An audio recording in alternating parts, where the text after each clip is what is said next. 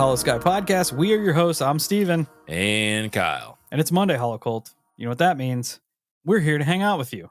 You've chosen us to start your work week. And for that, we thank you. So we're here. Kyle's back in with some Antarctic weirdness. Bullshit. Antarctic bullshit. Yeah, I couldn't think of a title, so that's just what I wrote my notes as. I'm here for it. Yeah, it starts off with Antarctica, then we change up, and it gets pretty interesting. We're just running it. Just trying to figure out where all this leads. Mm-hmm. That's all we do. That's all we do. We solve problems here we do. at the Sky Podcast. We do. Speaking of which, if you're new to the show and you don't like listening to us talk at the beginning of the show, just skip forward a little bit. Yeah. I don't know, 4 minutes, 5 minutes, whatever. Somewhere around chat there. A little bit. You either deal with it or you don't. It's as easy as that. It is. It really is. Check us out at all our social medias too while you're at it. Facebook, Instagram, YouTube, TikTok, Discord, Reddit.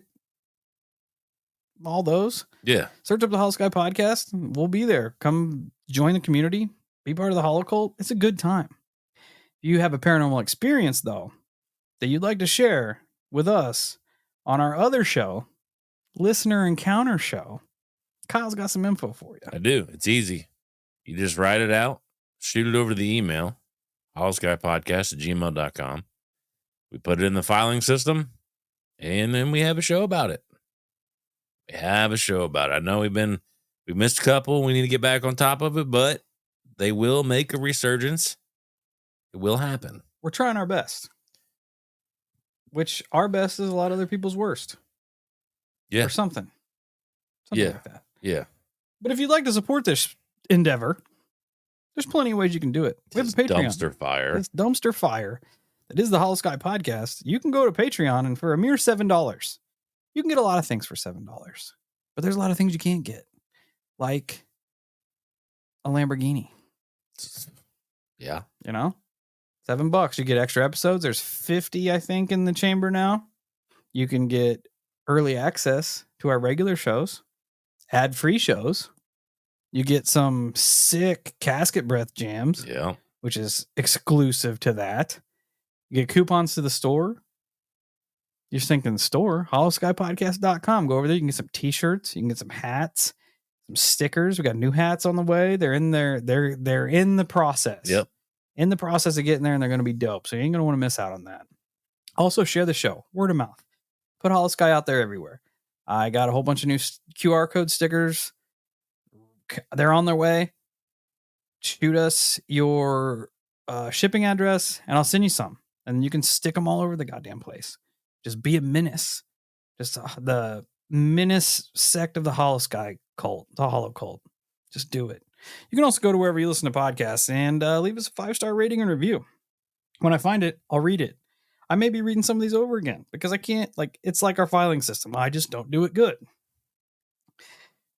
With that, this week's 5-star rating and review comes to us from our friend Perpetually Weird, which is also what we are.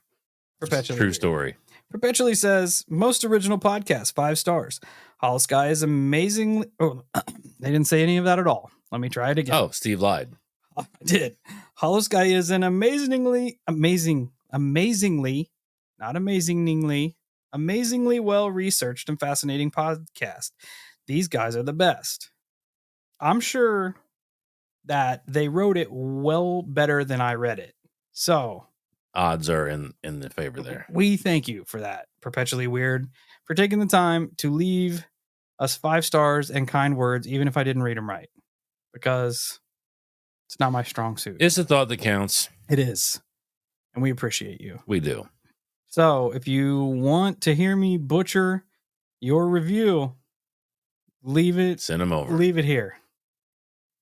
Gosh, thank God we got through that. Kyle, take it away. I plan on. So, as everybody knows, I'm still kind of pulling the threads from all this interstellar nonsense, Antarctica shit. As I'm digging around, I actually find a interview with Linda, and it's pretty interesting. And hopefully, this is going to branch off into some more shit. But in the interview, she makes a good point about the structures we talked about. The one that the Spartan 1 and 2 entered and saw the glyphs all over, went 2 miles deep.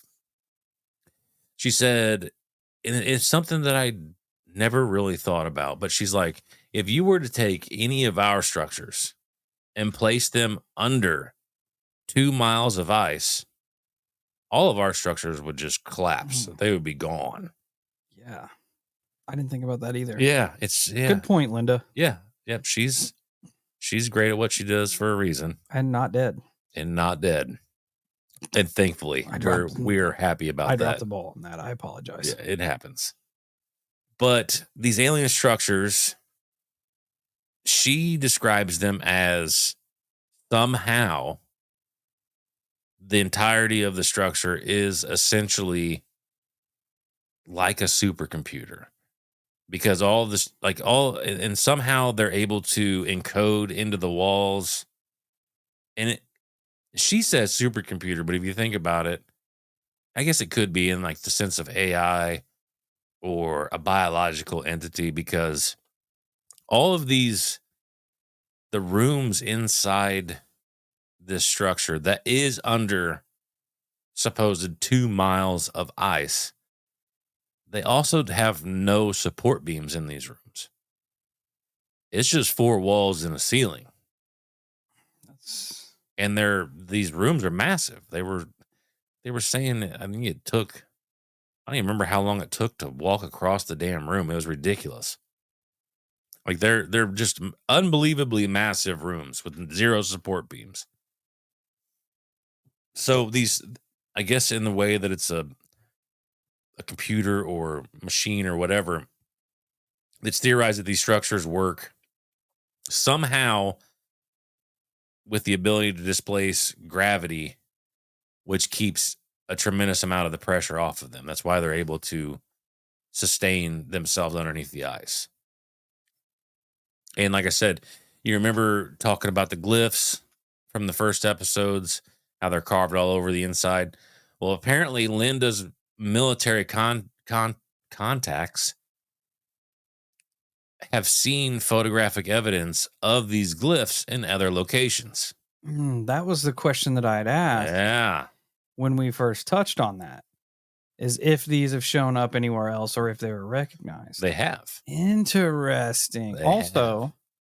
I want to be at the point to where us as the show have military contacts. Oh my Lord, would that be fantastic? So make note of that, listeners. If you are a member of the military and you have information, we're here. We can make it sneaky. Here. Look at us. We're sneaky guys. We are sneaky. We can keep it on the DL. I mean, look at the cameras right now. We're in the same place, but it looks like we're not. Yeah, you see this? You see this here behind me? It's also over here. Yeah. Behind Kyle. Is your mind blown right now? It is. It is. Look at me. I'm in a portal. Am I a Nephilim? You are. Sick. Proven. All right, back to the story. But yes, military contacts and the glyphs. Yeah. I was curious if the glyphs have showed up anywhere else. They have. Clearly they have. They have. And they've shown up in pretty interesting places. The pyramids. No. Okay. Close. Kind of. Stonehenge. Nope. Guidestones. Nope. Okay, I'm out of ideas. They have seen them on Mars. Oh. Yeah. That's where I'd never been to Mars, so that's why I missed out. Well, we've sent the little droney rovers and shit out there.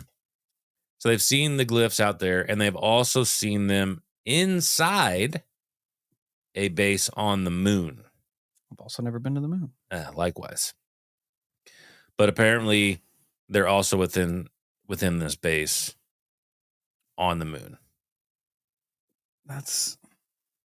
Which isn't that surprising if you're even going to remotely consider the fact that there is an alien structure on our planet. So yeah. I mean, in that realm, it makes sense, right? Exactly. I'm wondering if that context means that the same entity that built said stuff under the ice is the same ones that built the one on the moon and the same ones that built the one on Mars, or if the glyphs are some sort of weird universal language that different entities and species use. That's a good question. I would assume it would be the first of their two suggestions, so the same race built them. But at this point, I don't know. And I didn't see that information anywhere. So that is a fair question, though. It's interesting that it shows up on different planets. Yeah. Linda was in contact with a DIA agent, which ties all this in with a certain narrative that really isn't that much fun. And it lines up with some of Linda's material where she found out about resurrection technology. Abductees have drawn these devices and speak about how these devices, and this is kind of fucking mind-blowing, really, and it takes a little bit of imagination. But abductees have drawn these devices. These devices, I picture like a vat or like a tube where they house clones inside these devices, right? And when you picture that, you think of like a vat with a body in it, and then it's surrounded with like a liquid. That's how we always visualize it, right? 100%. These ones are actually, the clones themselves are suspended by light. And that's weird. Yeah. And believe it or not, it goes with a lot of the more, I guess, like esoteric abductees and alien researchers have gone with. But apparently these clones are not what we envision them are. They're more like wearable suits. Gross. Yeah. Somehow, now I don't know if it is like that, if it is a suit, or if it has something to do with like transplanting consciousness from one being to another. But these are specifically designed so ETs can walk among us. Oh, and coexist without us knowing, being none the wiser. When I was, I haven't released the episode or anything yet, but I was delving into the investigations of Dr. Carla Turner, and she is was RIP, a big proponent in the extraterrestrial agenda being absolutely negative. And she's gathering all of these accounts of tremendously traumatic abduction scenarios, and she comes across exactly the same thing. And that's weird. Yeah, the body, essentially suspended bodies, and depending on the person that's abducted, the tactics for whatever these are different. One woman that was abducted was extremely religious, was deep into her Christian faith, and they said this is going to be your replacement when the rapture happens. So as people go, this is going to be your replacement. There was another one where they said, they're like, if you don't cooperate with us, they're like, we just put so and so in this body and send it back and replace in the replacement of you. That's I'm extremely excited to hear those stories, but B, doesn't that description just like am I not right in the fact that those fall in like the more esoteric stories? Like those are the ones that the UFO community are like, you're woo woo. Yeah, and fuck aliens. Oh yeah, I absolutely agree. Yeah, I don't know. And for the most part, I'm in that camp that a lot of it is manipulation. Yeah, and I feel like a lot. I mean, I don't know why. I don't know why a lot of that gets swept under the rug more than the opposing. Like they're here to help us. They're here for light and love. They're here to better humanity. Blah blah blah. I don't know why the negative gets swept more under the rug than the positive. I don't know, man. It's easier to digest. I'd much rather have somebody here that's a friend as opposed to somebody that wants to devour my consciousness and send the replacement. That's true. That probably has a lot to do with it. And it's like, I know it's not in the same vein, But even with like those experiences being more on the esoteric side, it reminds me of like uh um the BFRO, how they'll have Bigfoot sightings that are accompanied by UFOs, but they're like, we're going to leave the UFO stuff out. Yep, they washed It's it. like, and in my head, it's you are going to sit there and be like, well, I believe in Bigfoot and this entire encounter, but this section here is a little bit too woo woo for me, so I'm going to go ahead and take this out and just run with what I believe in, Yep. not the facts, just what I believe. Very specific, very specific narrative. It's like bizarre to me. That particular, like it's a primate narrative. You know what I mean? Yeah. Like if this Bigfoot was seen with, floating orbs or ghost lights with it, we're not going to talk about that because that takes away from it being a biological flesh and blood creature. If it was seen, with UFO sightings, we're not going to talk about that because it takes away from it being a biological It's creature. so crazy to me. There are the paranormal world is fucking bonkers with people who want ridiculous. Who want to spin very specific narratives. Like it's one thing to have an opinion and put that opinion out there, but to push that opinion as fast, like me, I think aliens are 100% want blood, right? And I'm here. They can get it, not my blood, but they can get the smoke, right? But I don't know that that's true. Yeah. I'll stand on that opinion. Yeah, but they could come down here and fucking give me money or some shit. I mean, I don't know. Unfortunately for them, in your eyes, and for the most part mine, they're getting punched. That, and you're guilty until proven innocent, homeboy. I'm Stardust ranching motherfuckers. Yeah. I don't even have a sword, but I'll get one. I fuck with that sentiment. But in regards to some of this that we're actually talking about, that DIA contact that Linda had, apparently he was tasked with monitoring 3 conflicting alien races, and he had done this for 23 years. His entire stint in the military.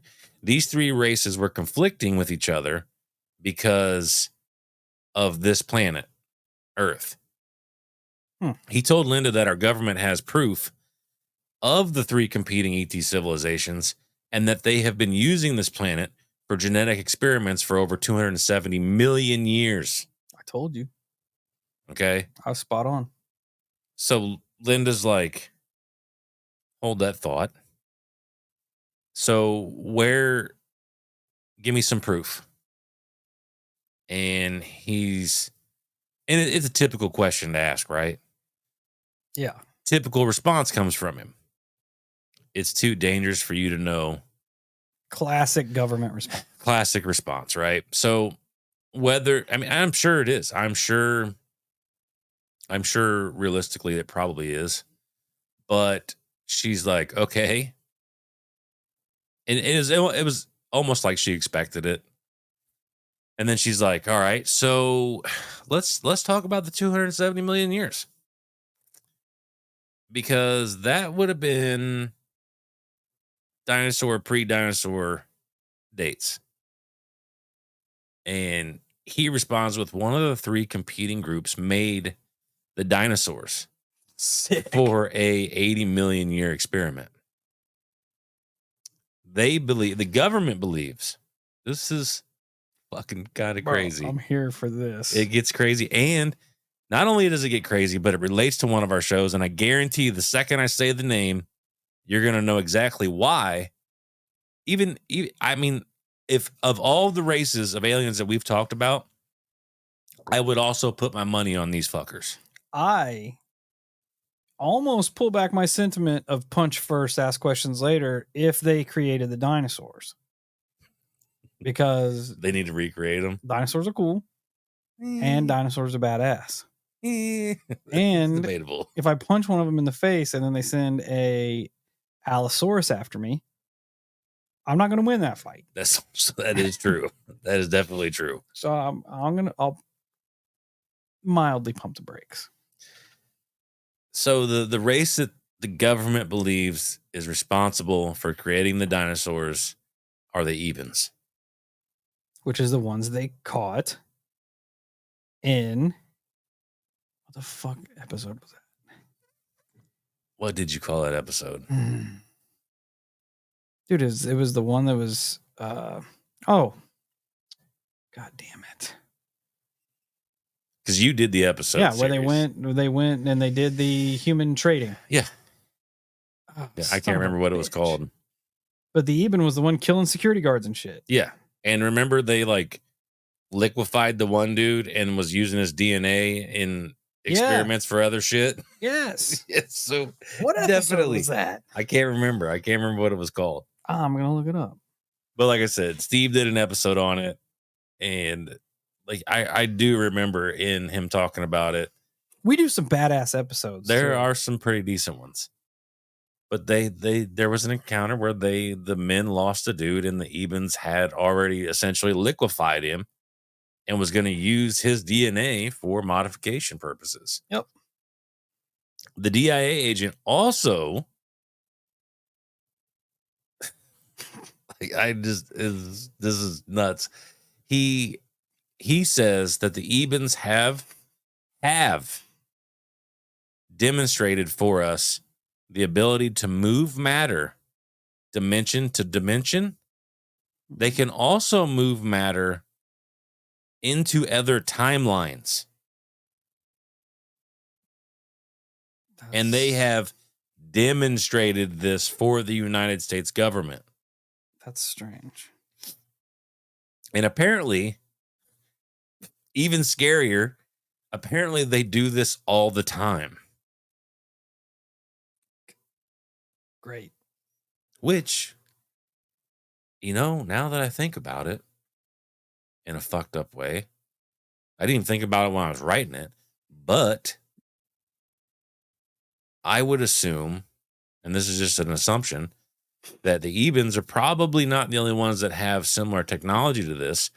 And in our research, in our studies, Steve, how many alien cases have we talked about that started out with poltergeisty type shit where things started disappearing? Yep.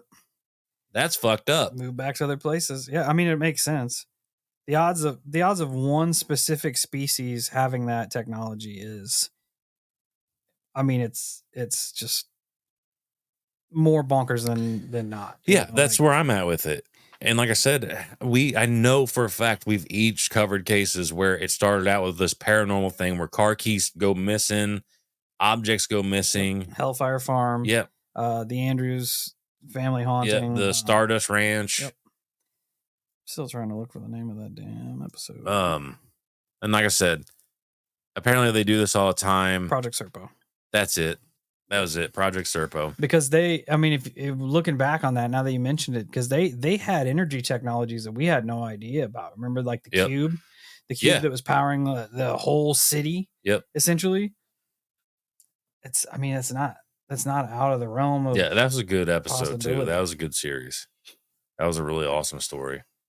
And oddly enough, the DIA contacts, the government, whomever it was, a question that had troubled these people for quite some time was the fact that 66 million years ago, a 6-mile wide object was headed for Earth.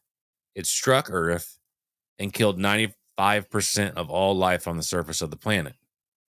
But if this was their experiment, then why didn't they move the object? Or better yet, did they decide the experiment was over and decided to move something into our timeline to destroy their experiment? That's what I was thinking whenever you first said it. I'm like, what better way to clean the slate than just wipe the planet? Yep. Wipe the planet. You start all over. Yep. Put a couple more genetically modified whatever the fuck's down here. And like I said, like in your episode, man, that's what they were doing. Yep. They were genetically modifying things. Yeah, when they went in, remember they didn't want them to go into that specific room, right? Mm-hmm. Because once they got in there was all of these, like, not only experiments, but like failed experiments of all sorts of different shit, like horrific shit that went wrong. And it doesn't register well with humans who believe in a higher entity of higher design when you have essentially these entities doing the same thing, playing the same card. Playing God. Mm-hmm. Um, it is fucked up, and I do remember that them walking into that room and it being a ton of different experiments, which is terrifying that a race of beings out there could be doing that. And that they sent out missions for people just to collect them, Yeah, collect entities from all over. that's Because so scary. yeah, they even had like different, like not protocols, but different levels. Like, oh well, this specific being isn't really that smart. You know, it just wanders Right. around on this planet. And we're gonna take it, we're gonna chop it up, and we're gonna mix it with some human sauce and Yep. see what Yep. happens. That's so scary. That is so terrifying. From there, Linda does move a little bit into this trade route. She points out that since at least 1947, the militaries and governments around the world have been on a collective agreement to forever lie and deny the existence of extraterrestrial contact at all costs. The public must not know anything. She also puts a decent spin on it as well. It's kind of a spin that me and Steve probably should have teed off on, but I don't think we really ever have, because when we talk about this, why would they cover this stuff up? A lot of people go to the same arguments. It falls to religion or fear. Usually what it comes down to. Yeah. And I think we can all collectively agree on that. And it sure does seem like, to me, that they actually, when you think about it, it seems like they could actually give a fuck less about those things, the government. You look at America as an example, because, that's what Steve and I know. The government has slowly removed religion from most of the things over here, just allowing it to be crushed for the most part. Then you bring up fear. Look at the past 5 years for us. I mean, they used an awful lot of fear. It's two things that play on your emotions. To drive the narrative. It's two things that play on your emotions. So, but now I sit back and consider and ponder what Linda said. And I know that I've brought this type of shit up time and time again, but she thinks the more logical explanation to why there is a collective agreement as to keep most of this shit under wraps, she thinks it's all being kept hidden because the same ones who think we are all essentially little children and incapable of the truth are the same ones who are involved in the trade routes. Oh, that makes way more sense. They're the same ones that are making a fuckload of money off of these things and have every reason to hoard it all for themselves. Yeah, I would buy into that before I would buy into this narrative that we can't handle it.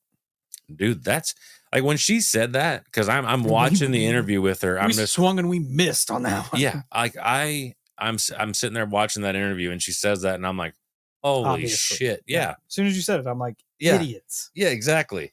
Idiots. Exactly, because she says that at the bare minimum, they've been allied with ET races and trading with them since the 70s.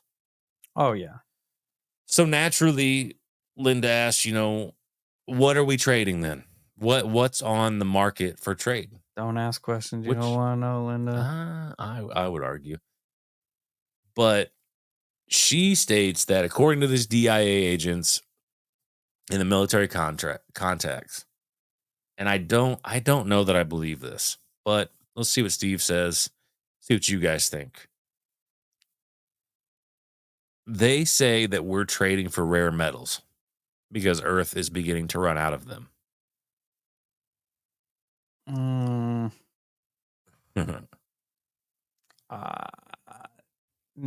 Next option.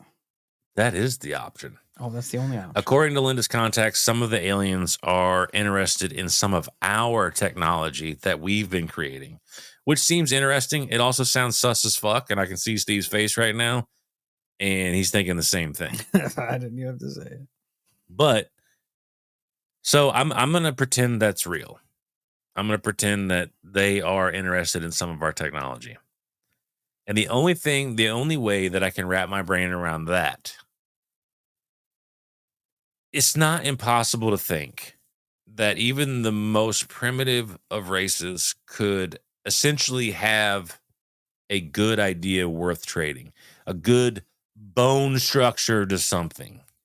My brain immediately went to AI. It immediately That's a possibility for to sure. AI.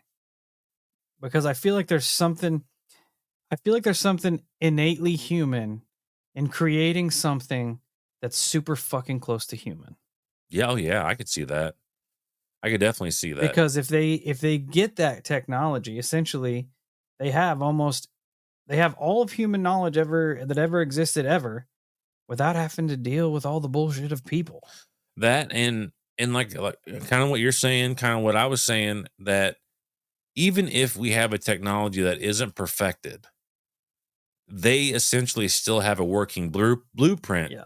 to that technology. And because of their intellect, most likely they're going to improve that vastly. Yeah. Well, I mean, we're guilty of that. Oh, you know? 100%. If somebody lets an idea slip and somebody with more means Yep. and more funds can run with it, they're gonna run with it. Yeah. And I am with Steve. I don't believe for a second. I do believe that we are probably trading for rare minerals Or and metals. if it's shit that's not on the earth, like, because there's stuff that exists out there that, like, I don't fucking know. Stuff that exists out there that isn't from Earth. Like, you find there's asteroids and shit that hit the Earth that have shit on it that's not from the Earth. Right. If we're trading for that kind of stuff, I see that. I think that's on the list. I also think that common stuff is on the list. And I think that because if we are going to sit and contemplate greed as a factor in this whole thing, I knew exactly what you're gonna say. there are no permits and shit that you got to get from outer space. Yep. You just load that shit in. Think of the money you save from the resources you have to put into mining and to pulling those out when all you have to do is trade. Import export 101. Yep. So I could definitely see that being on the list. However, I don't think that's everything that's on the list. I think that is a dumbed down version for Linda. Yeah, is what I think that is. A media safe version. Yes, 100%. I absolutely believe that to a T. I do. I believe that it is probably far more nefarious. Oh yeah. Than just trading for metals and technology. Yeah. And I think in the future, as I hunt through this stuff, I bet we're gonna find some information on that, because I know that we've loosely talked about it, about some of the deals with the presidents and the countries where people have been on the list. It's gonna be gross. Yeah, probably. In regards again to the Ebens, according to sources, of course, and the warring ET factions fighting over this laboratory they call Earth, or we call Earth, the Ebens admitted that they never intended on there being 5 different races of people on this planet. Not to mention, it's noted that our planet is special in the context that we have differing nations across the planet. And most of our nations, if you think about it, are separated. We all have our own little kingdoms, so to speak. Right? And so the problem is with why the Ebens are like, we never anticipated this. It's almost like they had an assumption that, hey, I get, and this is the narrative that I'm going to run with. Let's say the Ebens genetically modified us all to exist here. And they're like, all right, cool. We got them running. They're all on these different little continents across the planet. We're going to take off and go over here and fuck with some stuff. We'll be back. Well, as they leave, one of the other races come in, land in Australia, and go, hey, Steve, you want to like modify these guys a little bit? Switch it up. And so they start modifying them, and then they leave. And then another race comes in, lands on a different continent, and is like, hey, you want to do some stuff? We are just a petri dish. Yeah, and that's what apparently that, according to the sources, that is essentially what took place, is that I mean, that makes sense. It's also fucking crazy to think that if that's true, and I think I get into it a little bit later, further the explanation on that, but it's also crazy to think about when you listen to a general history lesson and say we all came, like we all had the Pangea thing, and we were all of dark skinned people, and then as the continents expanded and separated and the conditions of living changed, our skin tones changed, yada yada yada yada yada.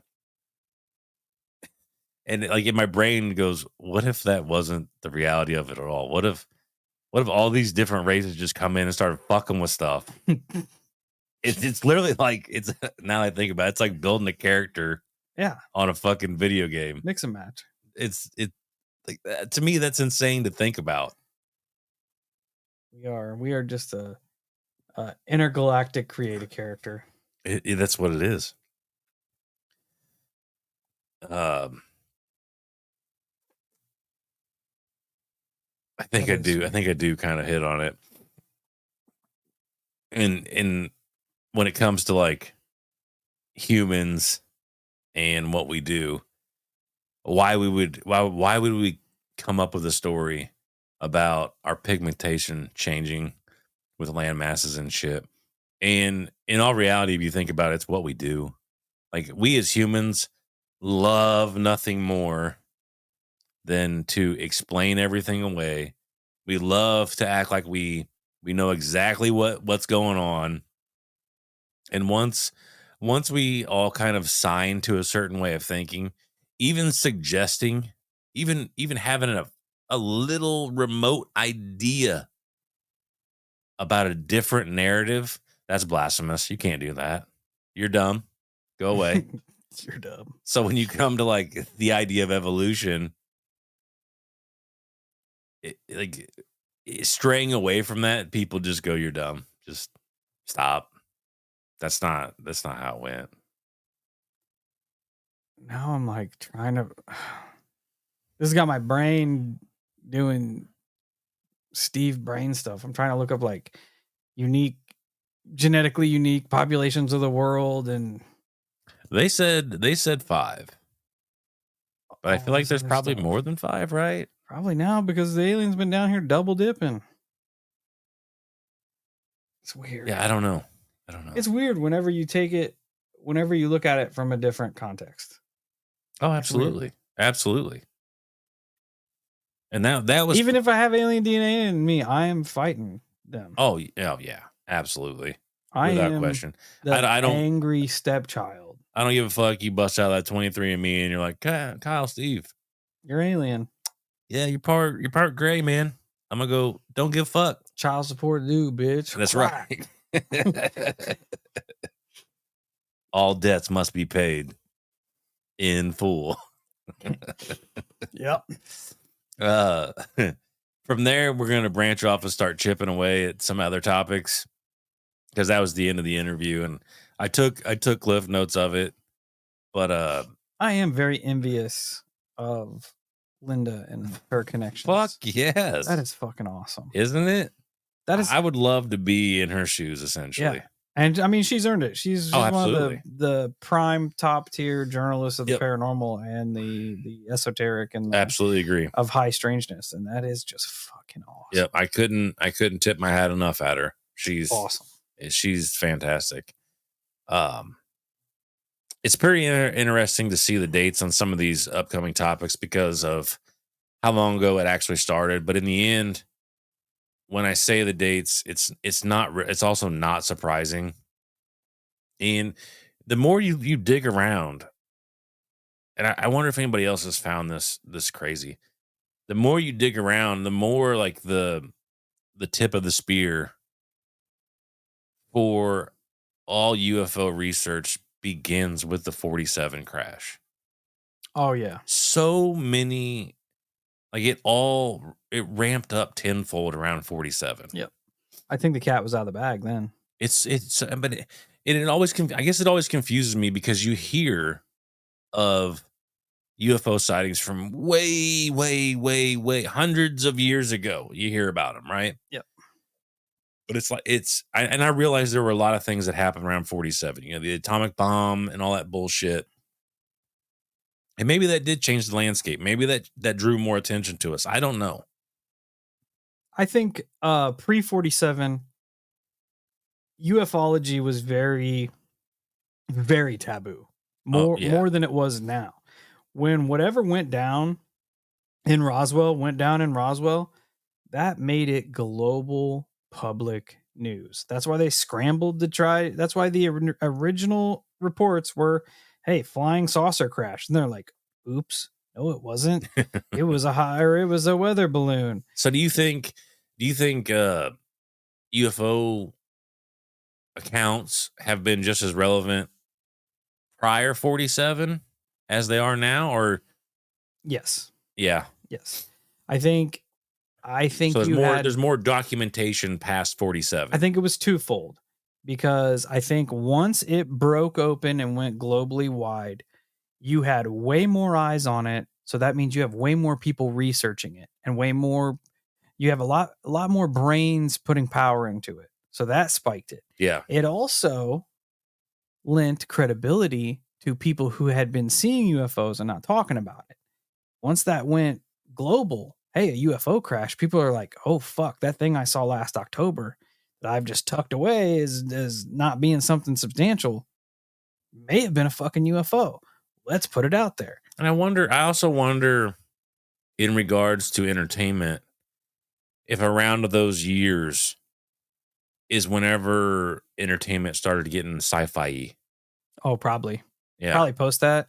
A little bit after that, probably. That's kind of what I'm thinking. Yeah, I can look it up while we're talking. Which would definitely drive at least imagination amongst the general population. Yeah. Oh, yeah. 1950 sci-fi is all UFO stuff. Invaders from Mars, Plan 9 from Outer Space, Forbidden Planet. Yeah, and which also tees up with 47. Yep.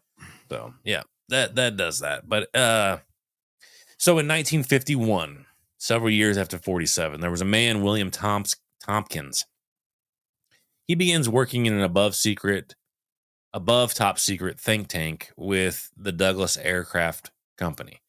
They essentially would start designing some of the first spacecraft, which, by the way, was rumored to be a kilometer long, which you looked that up.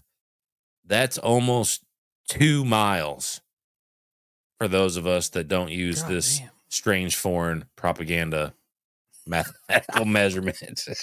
Use this alien measurement. Only an alien would build a craft in kilometers. Exactly.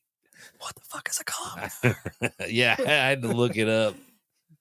But Tompkins was given this job due to his skills he showed during his wartime service with Navy intelligence.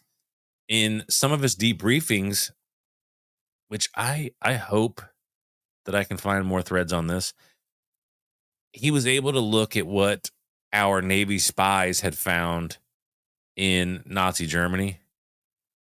The spies said that all of these quote unquote out of this world aliens have given Hitler UFOs, anti-gravity propulsion, beam weapons, extended life, and plenty of mind-controlled willing girls programs, whatever the fuck that means. I didn't find where that went yet. Not gonna touch it. Bro, Hitler had fucking lasers. Yeah, and still lost. That's also true. Also true.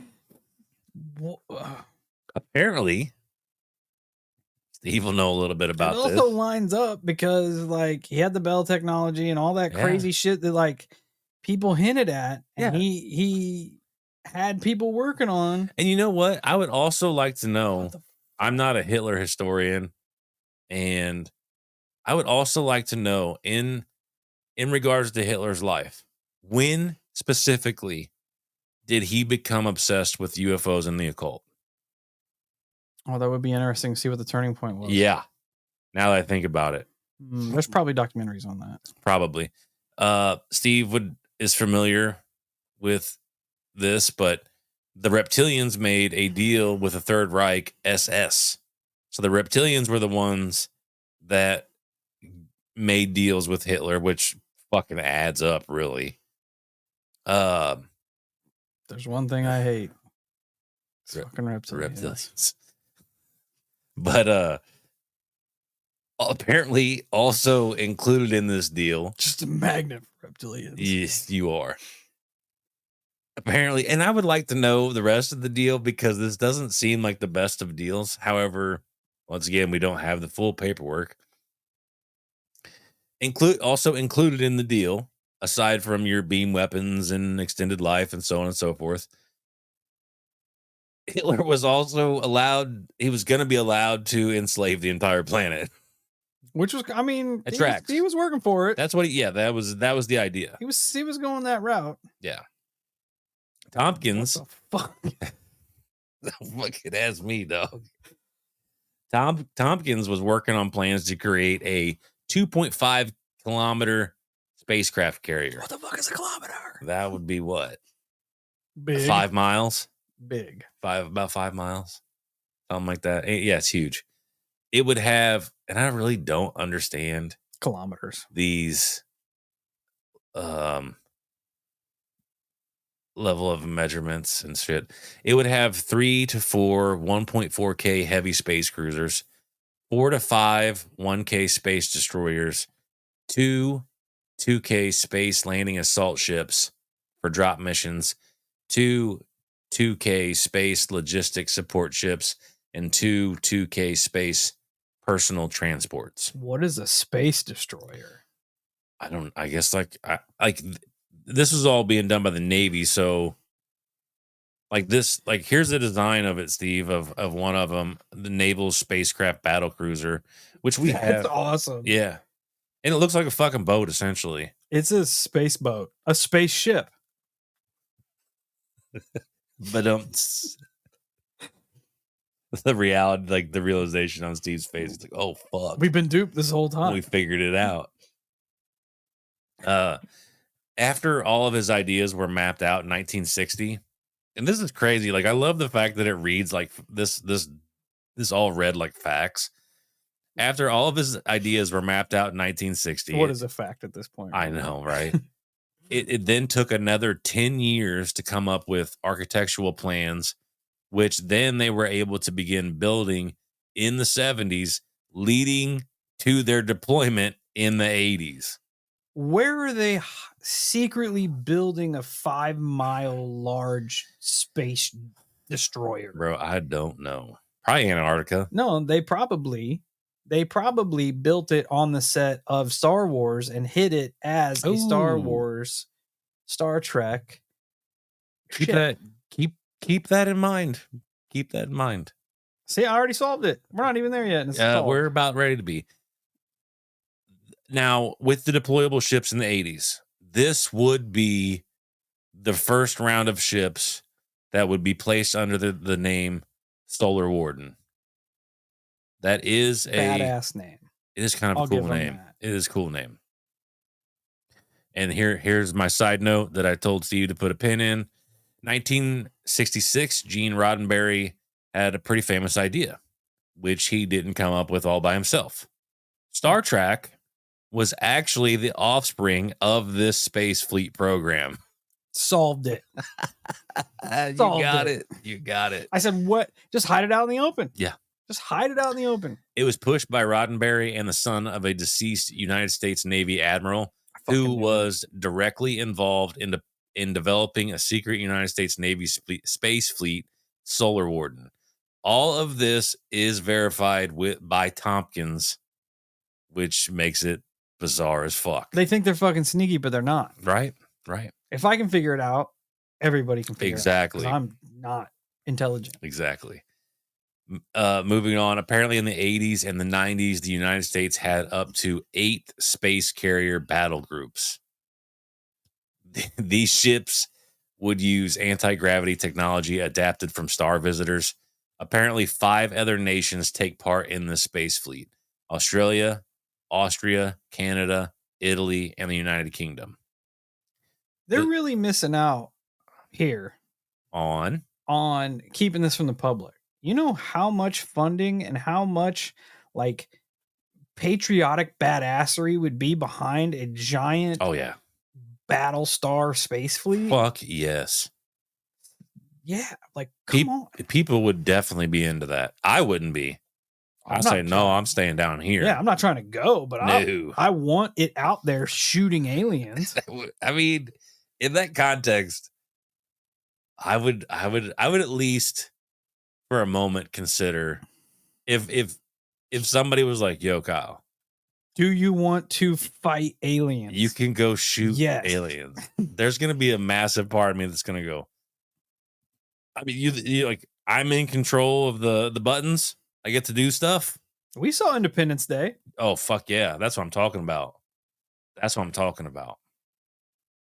Welcome to Earth. But the Solar Warden Space Fleet's command is at the NRO Chantilly, Virginia, with additional program direction at Naval Information Warfare Center Pacific in San Diego, California. Some documents say that there are 243 United States Navy / United States Marine Corps Naval Aviator astronauts and Flight Office astronauts. Solar Warden, and that might have been Flight Officer astronauts. Autocorrect is a turd sometimes. I feel that. Solar Warden space security mission is to 1, prevent rogue Earth countries or terrorist groups from using near space to launch attacks. 2, to prevent the cartel of ruthless oligarchs and autocrats known as the Cabal from using orbital and lunar-based weapon systems, which that sounds like a topic that needs to be researched. I know. I hope you're writing all this. I hope you're jotting these down as you come across them. Oh, dude. I definitely want to find... rogue Earth-based... What the fuck did he say? What did he say? The rogue Earth-based what? Right up at the top, to prevent... Number 1. To prevent rogue Earth countries or terrorist groups from using near space to launch attacks. I'm saying, what group you trying to be in? You trying to be in a group called the Illuminati or a group called the Cabal? Hollow cult. Well, outside of that. I don't know. Which one sounds cooler? Illuminati, Cabal. Illuminati sounds cooler. I think I go with Cabal. Would you? I like the Cabal, man. It's just got a subtle gangster to it. Yeah, Illuminati. I think it's just because I attribute Illuminati to weird esoteric shit. Definitely, yeah. It draws me to it. Yeah. See, I fuck with the Cabal. Does feel it's gangsters. Yeah, it's gangsters. And then the Illuminati is like Illuminati is like dudes in robes. Yeah. Doing magic and shit. Yeah. And the Cabal are just gangsters. Yeah, in robes. It's like the Peaky Blinders. I don't know what that is. I mean, they're gangsters. That tracks. Yeah. They could have picked a way cooler name. Yeah, well, they're pretty cool. Anyways, so number 3, to prevent any country or rogue entity from claiming exclusive use or ownership of space. Pretty interesting test. The 4th, to interdict any non-terrestrial spaceships manifesting less than peaceful activity or intent is overall... Its overall job is to oversee and protect our entire solar system.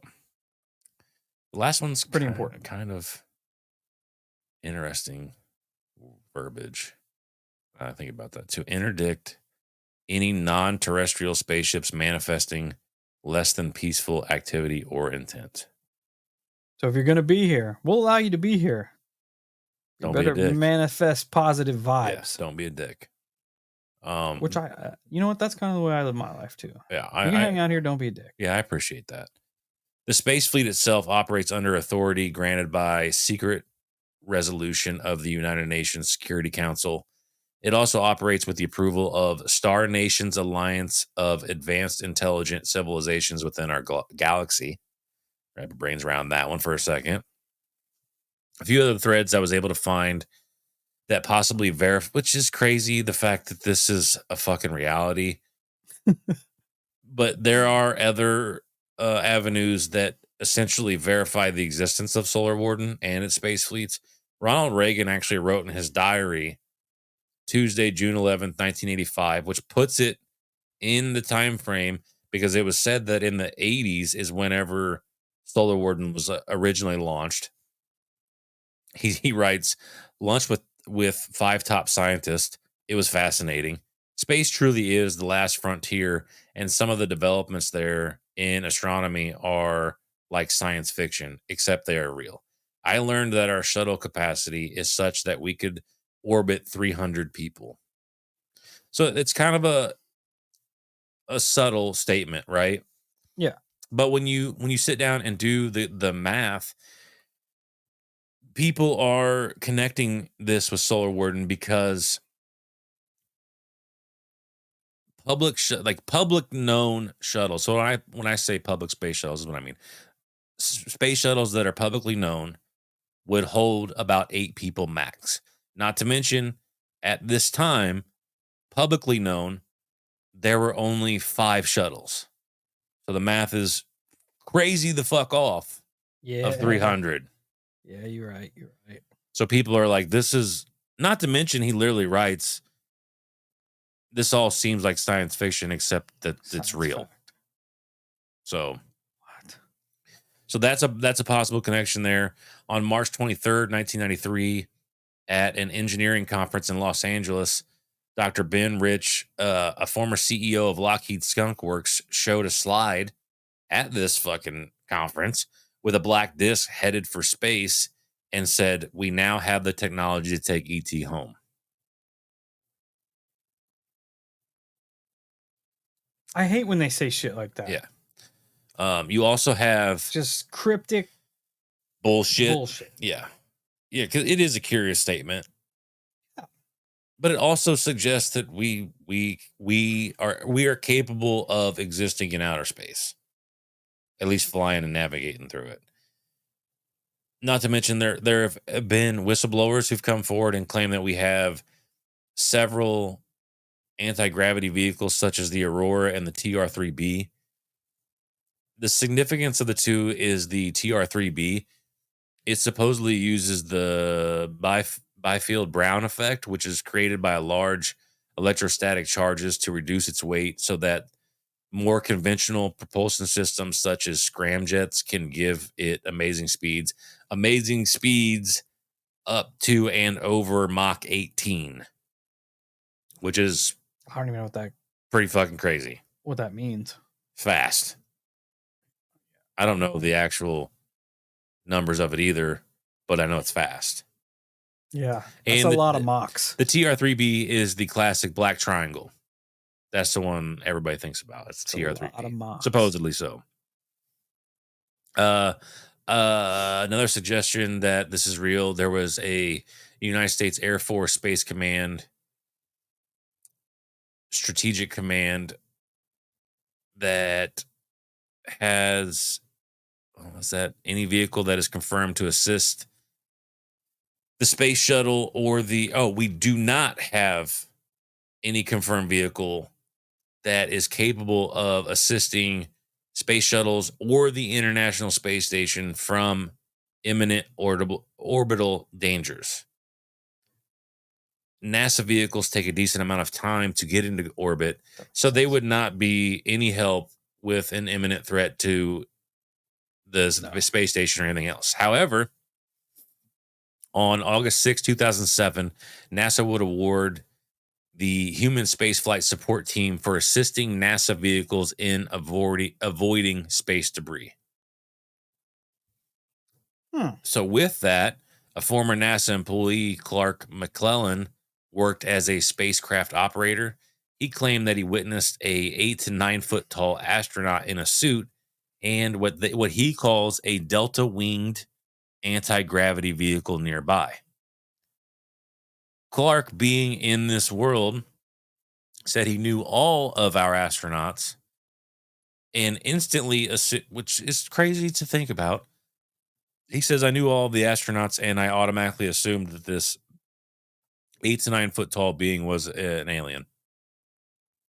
Because I'm assuming because it's 8 to 9 feet tall, Clark. Yeah, exactly. So I'm assuming he wasn't unable to see any detail of it because it was fully encased in a suit. But the fact that it was 8 to 9 feet tall, he's like, that's an alien. Was the suit ours? I'm assuming so. What? I'm assuming so. We'll get into that in a second, but it's and think about that. A fucking NASA employee, a NASA fucking astronaut sees something out there and goes, It's an alien. That's an alien. That's an alien. It's kind of crazy to think about. I don't know that would be my first impression. But then again, myself, I would. But yeah, 9 feet tall. That's big as fuck, dude. It's not a person. What are the other options? I mean, yeah. I mean, I'm definitely rolling with alien, but that's us. We're different. Different is a good, well-rounded term. Yeah.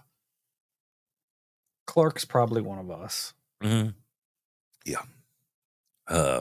9 feet tall. 9 foot tall person. That's big, dude. So this kind of brings us. Not a person. My bad. Not a person. This brings us to essentially what's going to be the end of this, but another suggestion here. It brings us to Solo, and I hope Solo is in reference to Han Solo, just for nerds. Which would make sense. The Solo is known as Gary McKinnon. Gary one night sees a UFO and is fascinated by it. Correct. When the 9/11 attacks happened, Gary at the time had been semi into tech work. So what's he do? He's like, fuck it. I'm gonna start hacking into the military and NASA. I'm gonna see what I can figure out.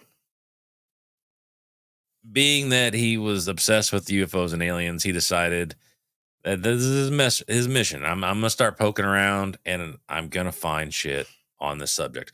Also worthy of noting, think about this in the time frame 9/11.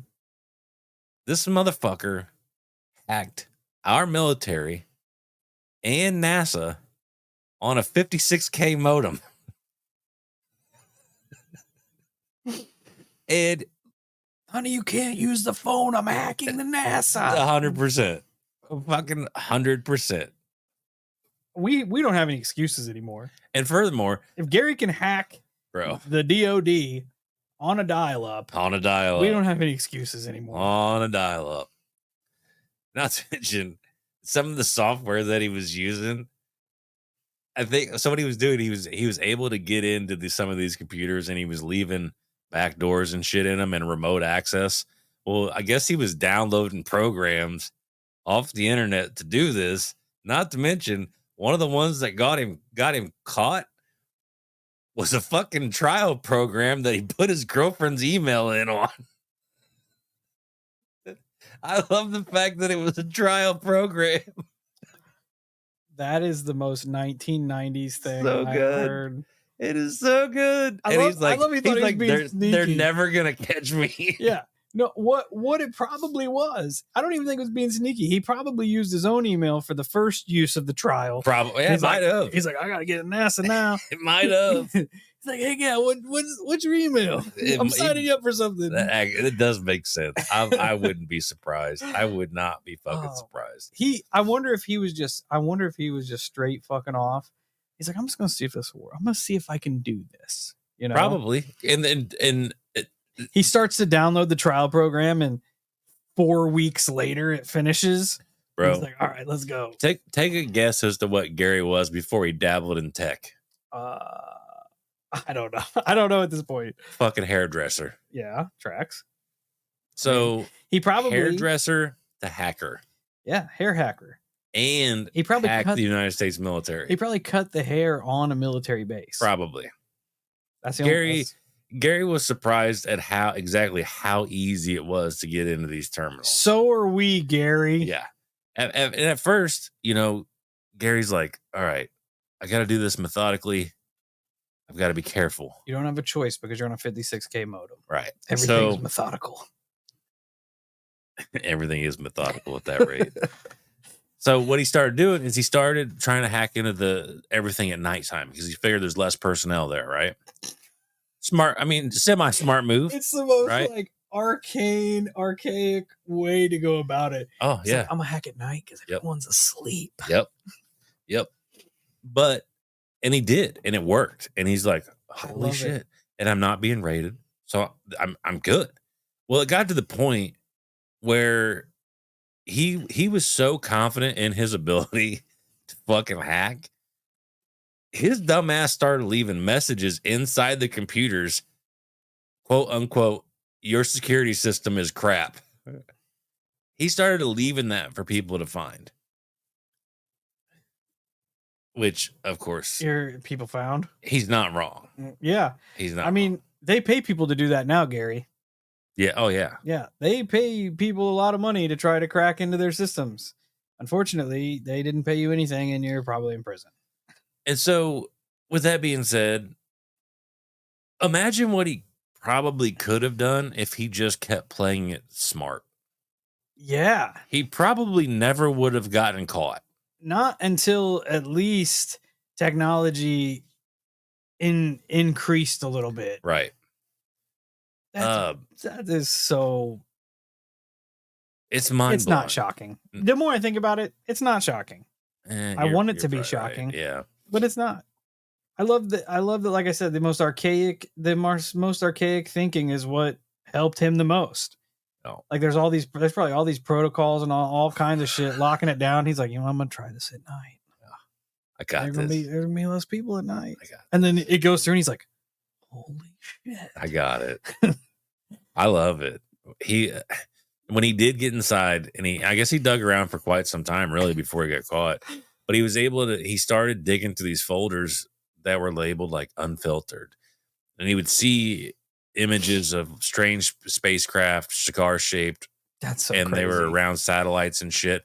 But apparently, they also had folders like unfiltered, filtered, processed, unprocessed, or processed raw. And he was stating that NASA would get these photos of like these satellites and shit, and they would have a UFO in it. And then they would also take the same photo, crop it out, and edit out the actual UFO. Makes sense. Right. I've heard that somewhere else also, specifically NASA, that like if they catch things on these live feeds, they'll go back and try to scrub it out. Yep. Which I mean, that's kind of the precursor to it. Checks. It checks. Another interesting thing he was able to find, and a lot of people know about this part, he found a spreadsheet containing names and ranks of the United States Air Force. However, these names weren't registered anywhere else that he was able to find. And the big claim is that on this registry, it was labeled as non-terrestrial officers. Where did we talk about that before? We just talked about that, and just the other day. That's weird. But they were labeled as non-terrestrial officers. Which means off Earth, not of Earth. Bro, I mean, there's not too many ways to fucking look at that one. No. Non-terrestrial essentially is not Earth. And in this file, it also spoke about ship-to-ship transfers. And apparently he was able to verify these were not ships, like boats. They weren't boats. McKinnon was able to find information he was also able to find information on free energy technologies that the government was actively hiding. The United States tried to extradite him for quite some time, and Britain was like, no, we're good. You're not taking this one. And they ended up supposedly getting him out of all the trouble because they blamed it on a mental health problem. And that's essentially what saves him from being extradited to the United States. And it probably wouldn't have ended very well had he gotten taken to the States. That's like pre-Snowden stuff there. Yeah, I feel like that would have been really bad for him had he gotten sucked into the United States. Like the point you made earlier, just kind of resonating and percolating in my head a little bit. Like, think of just imagine the stuff he could have. He could have blown it up. He could have spent years just stacking files. Yep. Stacking files. Not say a word. They've been slow as fuck. Yep. and it would have took years. Yeah. But yeah, dude, if he just would have played it cool. He started in 1993, and by 1995, that first NASA photo loads. He's like, "Oh shit, there's I got it." But those and just in because I'm hoping I'm going to be able to find some more information on Solar Warden, but those were at the end. Like I said, there were a lot of things that I could find that essentially corroborate. It's weird. The existence of a fucking space fleet. I tried while we were talking. I tried to go to solarwarden.gov and it doesn't exist. Oh, that sucks. So they're being sneaky. You're going to sign up for it. Yeah, I just wanted to see the spaceships. Yeah, they're being sneaky. They don't have a .gov, so I'm gonna have to try to do a little more hunting. But and I think when I get further into it, the Dark Fleet, I think that was the Nazi space fleet, if I'm not mistaken. I think that sounds familiar. Yeah. Yep. So, like I said, we're just gonna keep chugging down these aisles to see what we can find. I think it's cool. I think there's a lot of threads. There's a lot of avenues for me to try to venture down. And I'm trying to. It's like a smorgasbord. Yeah, I'm trying to piece them together in a decent way that kind of makes sense. But I did find some fucking wild ass stories. I found a bunch of other people who I guess later on when I get into him, he's also going to be, because what was it? The way it was described when I was reading about him. The information this one whistleblower has is in more depth and also corroborates, I don't remember the exact number, but we'll say 5 to 10 other whistleblowers combined. Oh, that's wild. Yeah, like so he corroborates all of their individual stories, but he himself also has more information than all of them combined. That's crazy.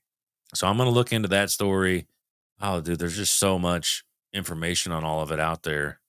It is hard whenever you get onto a topic like this that just it forks into another topic and then forks into another topic and forks into another. That's why I was like, you're writing this down because this is all like. But it's kind of cool too, because I don't feel like I need a long continuous series. No, I mean because they're all their own standalone story. Yeah, but it all has connections. They're all their own individual story. It's crazy. It is crazy. It's like to sit and contemplate that in 1980 we launched a space fleet is fucking crazy to me. Dude, can you imagine being Linda sitting in that interview with legitimate if they had military, everything to prove that they were real military, I would be like, what the fuck? Yeah.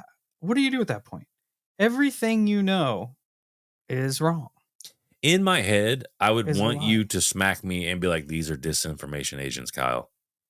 I couldn't.